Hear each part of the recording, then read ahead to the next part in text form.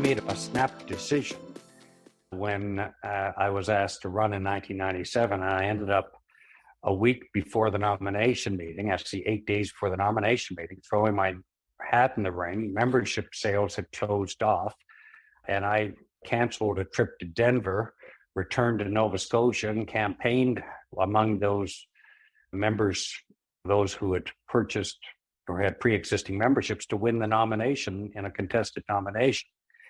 And that was in March 1st, I think, of 1997. And suddenly I was a candidate, and for a party with 2 seats. As a private citizen, I was open and honest about who I was. And when I entered public life, the first thing that happened when I won the nomination, the week after, Frank magazine did a big piece on my sexual orientation.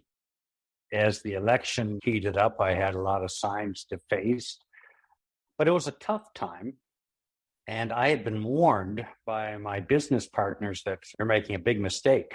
A rural Nova Scotian riding, you're gonna lose, and you're going to embarrass yourself, and it'll be a big setback in terms of life, and it's not going to be a pleasant. You got to wait 20 years.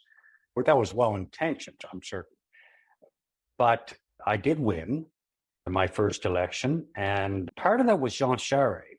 I got to tell you, at that time, he was being briefed. I'm told about this after, but he was being briefed by his campaign team about the Nova Scotia campaign before his visit. And it was expressed to him that while I was a good candidate, it was going to be very hard for me to win, despite business background, from the area, grew up, multi-generationally rooted in the community.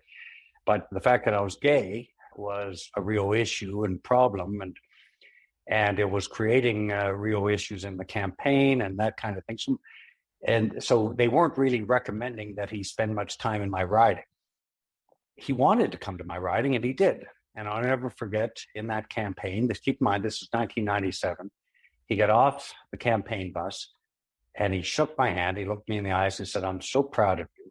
You are going to make a great member of parliament and part of our front bench team in opposition and government." Now, that shows you, first of all, beyond the obvious optimism inherent in running for a party with 2 seats and predicting we might form a government, I think he was speaking long-term.